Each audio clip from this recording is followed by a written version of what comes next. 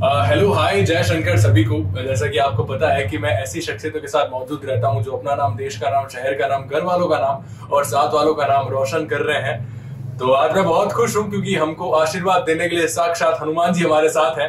बिल्कुल, TV serial के हनुमान का रोल उन्होंने किया राम सिया के लवकुश में, और सिया के राम में उन्होंने बाली का किरदार निभाया। तो मैं उनसे बातचीत करूंगा कि कहाँ से उनका सफर शुरू हुआ और कैसे वो यहाँ तक पहुंचे, किन किन मुश्किलों का सामना उनको करना पड़ा और उनको अभी भी लगता है क्या अपोनिच भगवान है। बहुत बहुत स्वागत है सर, जुबैर सर, बहुत बहुत और शुक्रिया कि आपने हमको अपना कीमती समय निकाल कर दिया। मैं आशीर्वाद चाहूंगा हनुमान जी का। बहुत बहुत धन्यवाद आदित्य कि आपने मुझे यहाँ बुलाया, इज्जत अफजाई की, और मुझे बड़ी खुशी हुई कि आपने बुला के और मेरे ऐसी चीजों के बारे में आप जानेंगे जो जनरली मैंने कहीं शेयर नहीं किए। बिल्कुल। तो सर कभी कभी लगा ऐसा कि आप अपोनिच भगवान है? नहीं नहीं नहीं हनुमान जी लेजेंड, उनका तो भगवान है। वो एक पार्ट करने की कोशिश की और बड़ा अच्छा एक्सपीरियंस मिला, खास तौर से जब राम जी का मिलाप और जो वनवास का चंक में जो हनुमान जी के काम थे राम जी के साथ में, उसको करके बड़ी संतोष महसूस हुआ, मजा आ गया। सर ये जब सबसे पहले आपने शुरुआत की थी सागर आर्ट्स के तहत जो सीरियल आया जय जय बजरंग बली में, उसमें आपने केसरी जी का रोल निभाया था, तो वहां पे कास्टिंग के बारे में कुछ बताएं सर।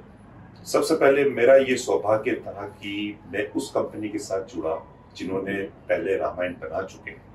आज भी हमारे सारे हिंदुस्तान ही नहीं बल्कि पूरी दुनिया उसकी कायल है। बिल्कुल सर। उसका एक एक शब्द ऐसा लगता है जैसे साक्षात रामायण को उन्होंने जीवंत कर दिया। लोग आज तक पढ़ते थे लेकिन जब दिखाया विजुअली, आज भी उनमें लोगों में करोड़ों लोगों की श्रद्धा है उस रामायण में। बड़ी अच्छी बनाई। मैं उस कंपनी से जुड़ा और ये मैं अपने आप को बड़ा भाग्यवान समझता हूँ कि उस कंपनी से जुड़ा और मैंने उनका शो किया। तकरीबन 5 साल के आसपास वो शो चला और उस शो के अंदर भी मैंने वो लीड कैरेक्टर किया, हनुमान जी के फादर जो कि पिताजी का रोल जो कि केसरी थे, और उनमें कई तरह की उनकी लाइफ की स्टोरी, अनछुए पहलू को मैंने जाना, उसको करने की कोशिश की और बड़ा शानदार और संतोषजनक एक्सपीरियंस रहा उसका। मैं आपको ये शब्दों में तो वर्णन नहीं कर सकता, लेकिन बड़ा अच्छा सफर रहा वो दौर भी और टाइम भी, और वो कंपनी के साथ इतने एक्सपीरियंस होल्डर,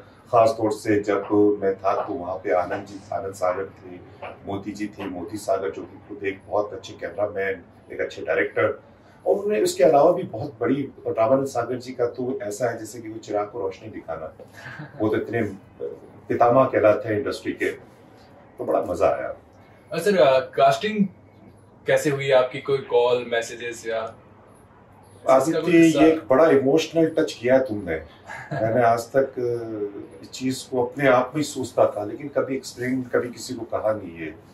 मैं जब यहाँ से काम की तलाश में हम गए मुंबई, तो वहाँ पे हम एक रूम में रहा करते थे 5 लोग। बड़ा हॉरेबल था लेकिन एक सबके साथ होता है, ऐसा कोई नया नहीं था मेरे साथ। एक रोज मुझे ऐसा लगा कि अब मुझे काम चाहिए, पॉकेट में पैसे नहीं थे, बड़ा ही नर्वस, निराशाओं से बड़ा भरा हुआ टाइम था वो।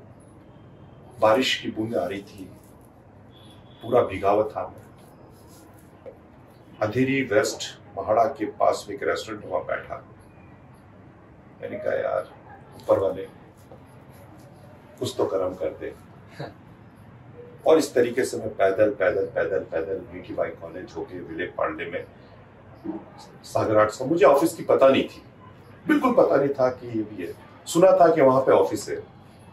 भीगा हुआ भागा हुआ गया, बड़ा अंदर जब जब चल रहा था मैं, तब तब मेरे अंदर एक युद्ध, एक द्वंद।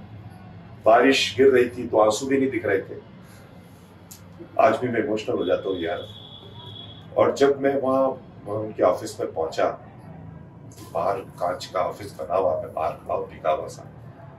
तो कास्टिंग डायरेक्टर है शशिर सरवरकर, शशिर कहते हैं उनको, वो मेरे फर्स्ट काम में। अरे अंदर आओ, मैं के सर में पूरा भीगा हुआ, आपका ऑफिस खराब हो जाएगा। बोले नहीं अंदर आओ प्लीज। वहाँ पे एक और असिस्टेंट थे, वो भी आज बहुत बड़े कास्टिंग डायरेक्टर हो गए। उन्होंने मुझे टॉवल दिया, थोड़ा अपने आप को ड्राई सुखाया और सांस ली। मैं क्या पानी पिला दो, थोड़ा पानी पिया, फिर मैं बैठ गया। पता नहीं ऊपर वाला, कहते हैं ना दुआएं कबूल होती है, वो मेरे साथ हुआ। बिल्कुल, अगर सच्चे मन से मांगो दुआएं जरूर कबूल होती है। मैं बैठा, उसने बोला क्या नाम है? मैंने कहा जुबैर। एक्टर बनना? मैं क्या काम दिख रहा आपको हालात से?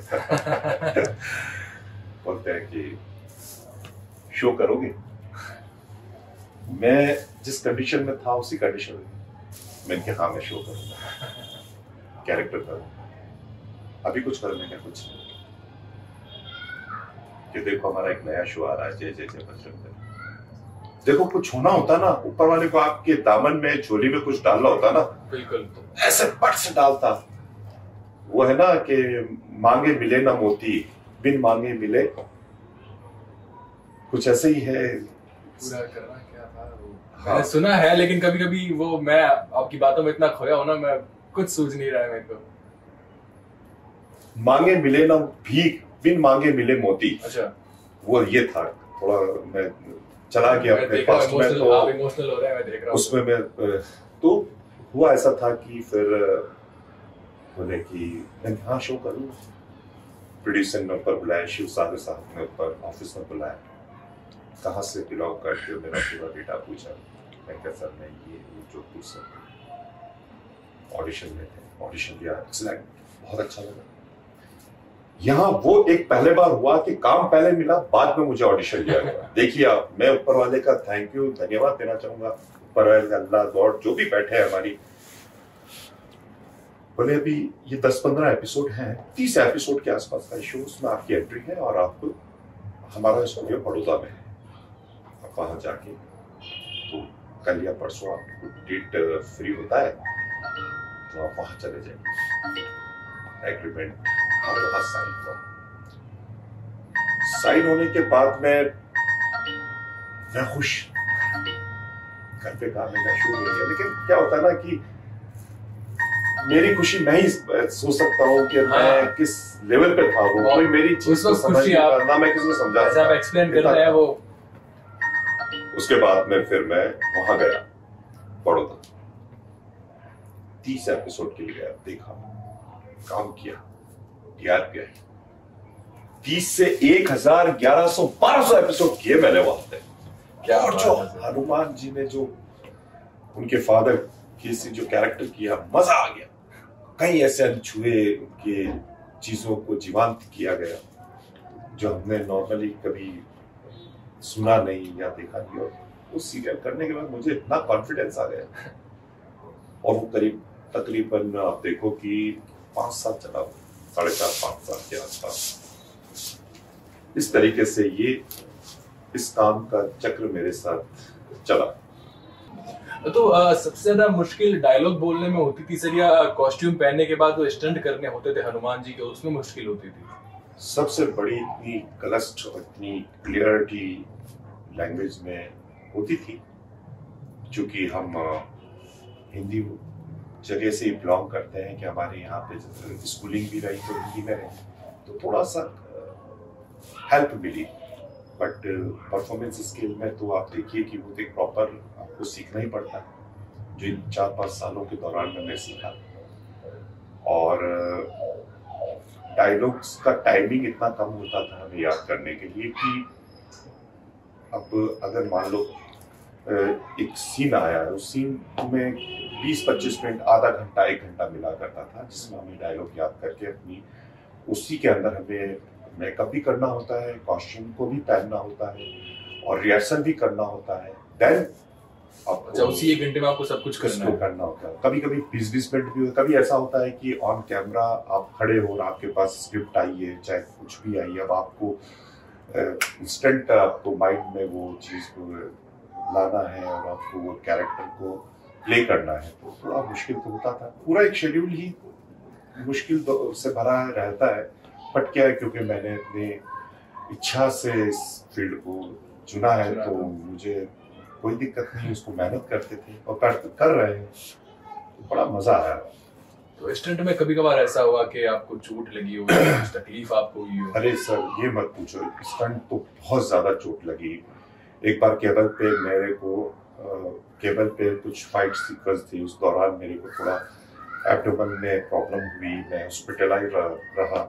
उसके बाद में मेरे वोकल कोर्ड्स में प्रॉब्लम हुई, क्योंकि डायलॉग्स बड़े शाउटिंग डायलॉग्स हुआ करते थे, तो उसमें मेरे वोकल कॉर्ड में भी दिक्कतें हुई, दवाइयाँ चली। तो ये तो हर शो में मेरे साथ दिक्कतें रहती है सर। और मुश्किलों को हरा कर आप आज?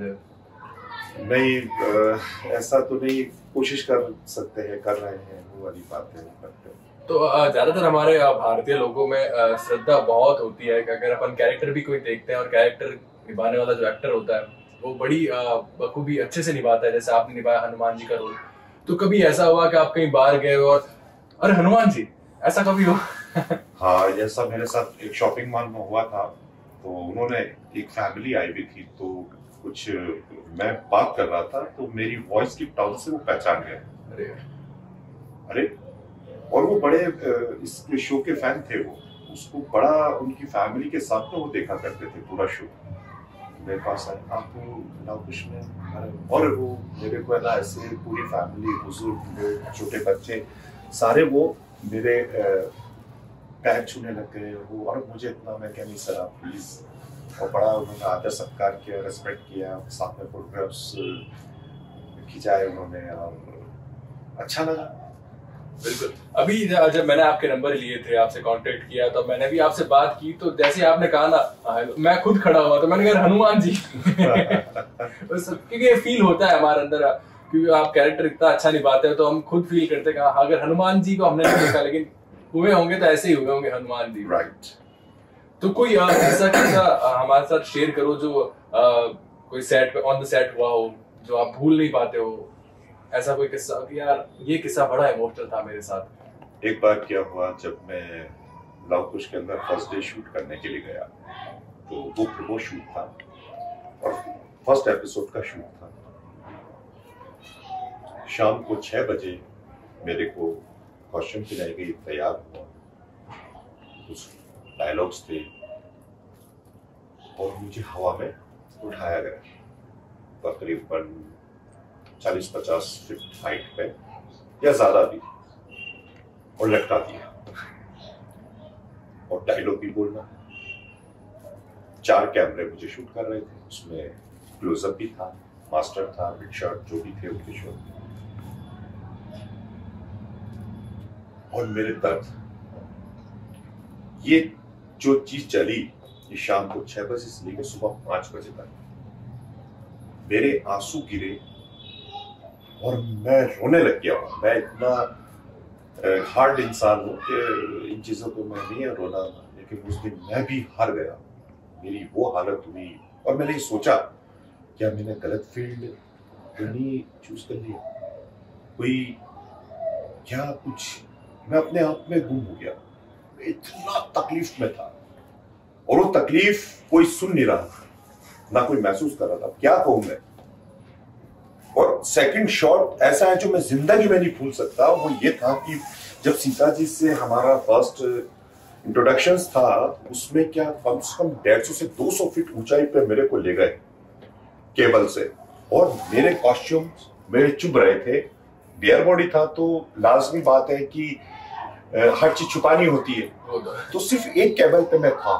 अब आप ये देखिए कि 150 फीट ऊंचाई पे मुझे लोग नीचे से इतना दिख रहे थे, वहां से मुझे ऐसे फ्लाइंग करके और एक झरोके मारा था ऐसे। मैंने कहा ये आखिरी दिन है आज मेरा, अगर मैं बच गया तो मैं लगा ये शो छोड़ के चला जाऊं। मैं उतनी तकलीफ में था, लेकिन मैं डटा रहा, मैं क्या इतना महान कैरेक्टर मुझे जिंदगी में फिर करने का नहीं मिलेगा, और मैं डटा रहा, मैंने पीछे नहीं हटा। सीन लगा था, स्टंट सीन का करो, ये सीन का करो, मतलब 36 घंटा, 18 घंटा, 22 घंटा, कभी मैंने ये नहीं बोला कि, और वही एनर्जी, मुझे बड़ा अपने काम में मजा आता है। बिल्कुल। और एक्चुअली मैं आदित्य भाई, मैं ये कहना चाहता हूं कि मैथोलॉजिकल में जो काम करने का मजा है, मैं अपने एक्सपीरियंस मेरे दूसरे काम भी आए लेकिन मैं कर नहीं पाया। मैंने कहा नहीं, मैं नहीं करूंगा। मुझे मैथों में बड़ा मजा आता है, हिस्टोरिकल में मजा आता है, कॉस्ट्यूम सेट, और क्या लगता है यार आप किस पीरियड में चले गए। वो तो है, वो चीज कहाँ करने को मिलेगी। इतने महान रोल निभाना किसी के बस की बात नहीं होती है, सच बात। सही बात बोल रहे हो आप। मैंने सबसे पहले हनुमान जी का रोल देखा जो दारा सिंह जी ने निभाया था, वो अपने आप एक लेजेंड है। और उसके बाद मैं सिया के राम देखा था, फिर राम सिया के लव कुश देखा। मैंने कहा ये जाने पहचाने से चेहरे हैं, लग रहा है। फिर शैलेंद्र सर से बात हुई तो उन्होंने बताया कि जुबैर सर है। मैंने कहा भाई साहब अपने जोधपुर में इतना टैलेंट। शैलेंद्र भाई तो छोटे भाई हैं, साथ दुख सुख बहुत देखे हमने वहां पे। और सर ये इस फील्ड में जाने का रीजन ये था कि पढ़ाई में मन नहीं लगा या फिर मन इसी का था? मेरा एक्चुअली में क्या ना कि जिंदगी में एक चीज थी मेरे कि कोई प्लान नहीं था, लेकिन एक्टिंग का मेरे को शुरू से शौक था, क्योंकि मेरे फादर भी एक बहुत अच्छे एक्टर हुआ करते थे कि अभी इंतकाल हो गया उनका। जयपुर ड्रामा से जुड़े हुए थे वो, फिर बॉम्बे चले गए। वो अच्छे राइटर थे, फारसी, अरबी, उर्दू, हिंदी, संस्कृत सब जानते थे वो भाषाएं, तो ब्लड में तो था। और स्कूल के टाइम से भी जब हम पढ़ते थे यहाँ पे, तो कहीं ना कहीं कल्चर प्रोग्राम में मैं, और घर में भी मैं क्या करता था कि हमारी जॉइंट फैमिली में रहते थे हम लोग शहर के अंदर ही, नहीं जोधपुर सिटी में। तो कुछ भी गेटअप पर, जैसे मदर आर्मी में सर्विस थी तो वहाँ पे गेटमैन खड़े रहते थे, मैं बड़ा इंस्पायर होता था उनसे, कि 24 घंटे उनको देखता था। तो मैं भी एक डंडा ले आया, कैप लगा ली और घर के बाहर खड़ा रहता था। आप बिलीव नहीं करोगे, मामा आते अंदर, पूछता एंट्री करो, बाहर जाते एंट्री करो। तो ये जो थी ना, ये वो कीड़े पनप रहे थे बहुत छोटेपन से। तो क्या है ना कि संजीव सिंह पागल थे, तो वो शांति का तलाश में एक नाटक कर रहे थे, 91 की बात है। छोटे थे, उससे स्कूल में पढ़ रहे थे, तो उन्होंने कैरेक्टर दिया, ऐसे डांसिंग परफॉर्मेंस का था कुछ, वो किया। फिर हमने जयपुर में किया। फिर बाद में बाबूलाल जी बोहरा जी, अभी वो इस दुनिया में नहीं है, उनका स्वर्गवास हो गया, मेरे गुरु थे, उनके साथ मैंने ड्रामे किए, बड़ा मजा आया। प्रेम भटियानी जी के साथ भी किया, कुछ लाइट एंड साउंड के प्रोग्राम किए। फिर राज बब्बर साहब के साथ वहाँ पे महाराजा रणजीत सिंह में, लेकिन वो अनफॉर्चुनेटली आया गया, उस जमाने की बात है, हमें भी इस चीज का पूरा पता नहीं रहा। फिर बॉम्बे, और वो यात्रा अभी भी चालू है। और जैसे ही टाइम मिलता है तो अपनी खूबसूरत जगह जोधपुर आते हैं और बाकी का टाइम अच्छे से निकालता हूँ। सर जैसे कि सब जानते हैं कि जोधपुर वाले जो होते हैं वो ज्यादातर खाने के शौकीन होते हैं, तो आप मुंबई जाने के बाद ये खाने वाला शौक भूल गए या उधर जाने के बाद लोगों को लगाया कि नहीं खाने का शौक रखना जरूरी है? नहीं, हमारे क्या ना कि खाने का तो खैर शौक है ही, और क्योंकि बॉडी बिल्डिंग से ताल्लुक में, फिटनेस इंडस्ट्री में भी हूँ, तो मुझे खाने के लिए थोड़ा सिलेक्शन रखना पड़ता है। हाँ। लेकिन फिर भी अपने यहाँ की जो स्पेशलिटी है, खास तौर से नमकीन है या मिठाई है, उसका बड़ा शौकीन हूँ, तो वो यहाँ से लेके जाता हूँ साथ के अंदर, और सबको सेट पे भी ले जाता हूँ। ये होता तो कुरियर करवाता हूँ, लेकिन रखता हूँ मैं अपने पास। तो सर कभी ऐसा नहीं हुआ कि भुजिया आई नहीं और आपको किसी ने कहा एक्टर ने कि जुबैर भाई भुजिया नहीं आई? बिल्कुल बिल्कुल, मेरे साथ बॉय मेरा, तो उसको मेरे साथ ले गया। मैंने उसको बोला, मैं क्या यार लंच तो लग गया है, लेकिन यार वो नमकीन नहीं आया। बोलता वो तो खत्म हो गया। अरे मैं क्या, फिर मैं खाना कैसे खाऊंगा? और मैंने लिटरली, आप बिलीव नहीं करोगे, थोड़ा बहुत खाया, मजा नहीं आया। फिर मैंने कहा तू क्या कर, कोरियर करके बुला। कोरियर यहाँ पे कोरियर किया और वो 3-4 दिन के अंदर पहुंचा मेरे पास। तब जाके मजा आया खाना खाने का कि अरे यार ये तो यहाँ के टेस्ट और यहाँ के चटकारों में मजा ही कुछ है ना। बिल्कुल बिल्कुल बिल्कुल। और यहाँ के टेस्ट चटकार अगर कोई बाहर से आके दिखाए ना, वो भूल नहीं सकता। मेरे जितने भी को आर्टिस्ट हैं या जो मेरे मिलने वाले हैं, वो तरह तरह की चीजें लेके आते थे।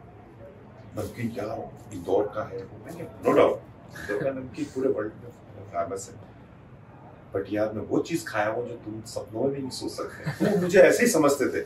ऐसे होता है ना, हर आदमी अपने शहर की चीज को बढ़ा के बड़ा चढ़ा के बोलता है। देखिए भाई, जो मैंने यहाँ के गुलाब जामुन, जो मैंने यहाँ की कलाकंद, जो मैंने यहाँ की स्वीट्स और नमकीन जो खाया ना, वो तुम सपने में नहीं सोच सकते कि उसका टेस्ट कैसा हो सकता है। तो बोले कि कैसा, मैंने कहा कि नहीं तुम ये देखो। मैंने लेकिन जब मैंने उनको खिलाया, ओ हो, उन्होंने बोला आज तक जिंदगी हमने ऐसा नहीं चीज खाई।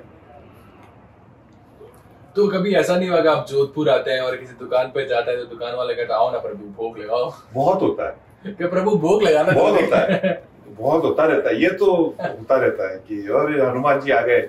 मेरा कोई भी काम होता है तो थोड़ा सा पहचान वाले होते हैं, अरे हनुमान जी कहते हैं। अरे हनुमान जी ये वो तो मैंने भी घर पे दिखाया ना पापा को कि देखो हनुमान जी आ रहे। क्या बात कर, हनुमान जी तेरे शो पे नहीं आ सकते? तो ये तो बहुत ही कॉन्स्टेंट बहुत हुए मेरे साथ एक्चुअली। तो हमने किस्सा, क्योंकि अक्सर हम कुछ काम करते हैं तो रिलेटिव्स जो या घर वाले जो होते हैं हमें अक्सर ऐसा बोलते हैं कि मत कर काम, पढ़ाई में ध्यान दे, पढ़ाई लिखाई कर, गवर्नमेंट जॉब कर, उसी में सब कुछ रखा है। कभी ऐसा या कॉर्पोरेट हुआ आपके घर से? बहुत ही सटीक और बहुत अच्छा क्वेश्चन किया है। हर उस इंसान के साथ ये अटैच चाहिए क्वेश्चन जिसके लाइफ में ये चीज होती है, कम से कम आर्ट फील्ड जो एक्टिंग फील्ड में जाने वाले के। मेरे साथ भी हुआ। एक बार क्या हुआ कि ये बात जब का है, मैं हैदराबाद शूट पे जा रहा, मम्मी से मिलना है, बारिश हो रही, तबीयत ठीक नहीं, बुखार। मेरी मम्मी बोलती है कैसा काम पकड़ा तूने, थोड़ा अच्छा कॉम्पिटिशन करके कोई गवर्नमेंट नौकरी ले लेता। कहाँ दुखी होया, कहाँ काले पानी घूम रहा है तू, बैग उठाए पूरी जिंदगी ऐसे ही घूमता रहेगा। ये सेटल्ड होने की बात की बात, मतलब काम मिलने की बात की बात। काम मिलने से पहले बॉम्बे चला गया था। मैंने कहा मैं अहमदाबाद जा रहा हूँ, उनको पता पड़ा बॉम्बे चला गया। अब तू था कहाँ चला गया है? ये क्या तरीका है जिंदगी में, कैसे ही। मैंने कहा करना है काम। थोड़े से वो हुए, पूछते थे घर वाले, लेकिन मैंने दृढ़ निश्चय रखा था। मैंने कहा जिंदगी में कुछ नहीं करूंगा तो कुछ भी नहीं करूंगा तो ये करूंगा। फिर बहुत भाई मिले नहीं मिले वो एक अलग बात है। मैं अपने आप को झोंक दूंगा भाई, ये लो। आप जब तक चीज को जलाओगे नहीं तब तक उसका रंग नहीं। हर चीज के रंग को कन्वर्ट करने के लिए उसको जलाना पड़ता है। एक लकड़ी को जलाओगे तो राख बनती है, कोयला बनता है।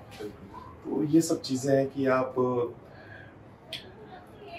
दौर की बात होती है कि आपको मेहनत तो हर जगह वही सोने को सोना बनने के लिए भी पहले तपना पड़ता है।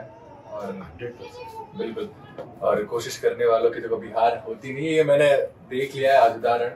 तो सर देखो, इमोशनल किस्से आपने हमारे साथ शेयर किए, और मैं सच बताऊं तो मेरा बोलने का बिल्कुल मन नहीं हो रहा है कि ऐसा लग रहा है हनुमान जी सर मैं हनुमान जी के साथ बैठा हूँ, आशीर्वाद ले रहा हूँ, प्रवचन सुन रहा हूँ उनके। तो कोई ऐसा किस्सा है जो ऑन द सेट हो और अभी तक आप सोचते हो तो हंसी आती है चेहरे पर, यार ऐसा ये क्या किस्सा था? अरे ये आज भी हंसता हूँ इस चीज को लेके। हम लोग द ग्रेट गामा का शूट करने के लिए पंजाब गए। वहां पे हमारे पुनीत सर डायरेक्टर थे और हमारे को आर्टिस्ट थे सारे। और फर्स्ट शॉट लगा सुबह मॉर्निंग में, एक गांव में लगा हुआ था, पुरानी हवेली में। स्ट्रेट ट्रेन थी, उस पे वन डायलॉग्स में ही सारा मास्टर लेना था उनको। आपका मेरा ये एक ही शॉट, पूरा एक ही शॉट लेना था उनको। तो मैं खड़ा हुआ, मेरा डायलॉग स्टार्ट हुआ कि भाईजान अब आप तो दतिया चलते हैं, अब यहाँ क्या पड़ा है आपका, ऐसा कुछ करके डायलॉग्स था। मेरे पीछे से फिर मेरे बड़े भाई बोलते हैं हाँ भाईजान मान जाइए, आप चलिए हम दतिया गांव चलते हैं जहाँ पे गामा की ननियाल है वो। और मेरे फादर भी आए थे, वो भी अपने जो जवाई जो मेरे बहनों ही उनको समझा रहे हैं। पीछे से मेरी बहन दही का मट्ठा लेके आती है, हाँ हाँ भाईजान बिल्कुल सही बोल रहे हैं, आपको चलिए आप क्या सोच रहे हैं, ऐसा कुछ बोल रही।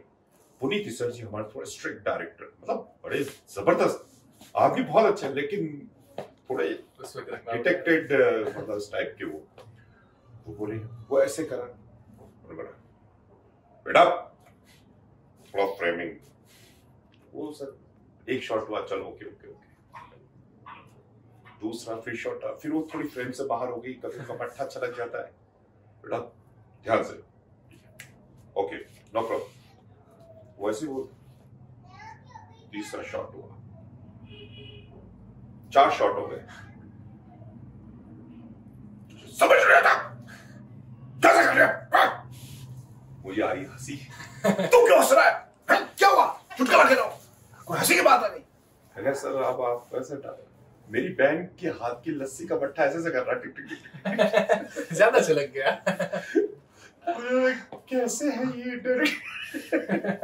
मैं एंजॉय ले रहा हूँ, मुझे डांट दे रहे, मुझे डांट ही दे रहे कि मैं क्या, सॉरी सर मुझे पता नहीं है, वो पीछे, मैंने मुझे मत देखे सर, देखिए उनका मट्ठा और ज्यादा अच्छा लग रहा है, वैसे से बाहर आ रहा। और मैं जब भी वो सीन विजुअली आप देखोगे, आपको भी बड़ा एंजॉय करोगे, बड़ा हंसी आएगी। मैं चलो ऐसा सरसरा कह दिया उसको, लेकिन वो बड़ा जबरदस्त किस्सा था उस दिन का। सर अगर कोई बायोग्राफी आपको करने को मिलती है तो आप किसकी बायोग्राफी करना चाहेंगे? यार ये कैरेक्टर, ये जो एक्टर है मुझे बहुत अच्छा लगता है और मैं इसकी बायोग्राफी करना चाहूंगा। मुझे सबसे ज्यादा अगर कभी जिंदगी में मिलता है जेकी श्रॉफ। अरे यार क्या बिंदास, बड़ा अच्छा है तू। बड़ो का बाज़ार क्या, अरे वो क्या, मैं बहुत अलग देखता हूं उनको। मुझे इतनी, मतलब वो उनका जो है ना बिल्कुल खुला लेवल है, बिल्कुल एक्सपोजर है, मतलब वो कुछ भी कर सकते हैं, फाउंडेशन में नहीं है वो ये नहीं कि पार्टी में बैठा हूं तो मैं जो है अंदर वो है बाहर, बिल्कुल दैट्स इट। और कभी-कभी कोई जैसे कोई इंटरव्यू में देखता हूं तो उनका एक अलग ही मिजाज दिखता है, वही कि यार मैंने कहा ये यहाँ पे ऐसे दिखते हैं, फिर एक फिल्म इंडस्ट्री में जब एक्टिंग करते हैं तब अलग दिखता है कि पिता का रोल निभाना, एक्टर भी बहुत अच्छे, इंसान भी बहुत अच्छे, और का रुतबा ही अलग है, नेचर सारा कुछ अलग है। मुझे अपना बच्चा है तो अपना बच्चा, सब उनके बच्चे क्या बेटा बाप क्या, सामने वाला भी सोचता होगा मैं तो किसी और का बच्चा हूँ भाई।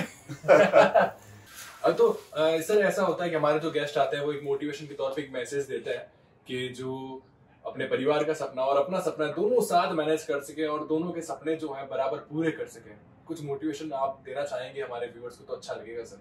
देखिए सीधी सी बात तो ये है कि आपकी इच्छा है, आपके जो सपने देखे हैं उसको पूरा करने के लिए मेहनत करते रहो, और कोई मोटिवेशन कुछ भी नहीं होता, आप मेहनत से बढ़कर कोई बड़ा मोटिवेशन नहीं होता। आप सिंपली जैसे कि अगर आप किसी को एक्टर बनना है तो आप उसके लिए एक लाइन है, उसके अंदर जाओ, उसको सीखो और मार्केट में उतरो, सीधी सी बात।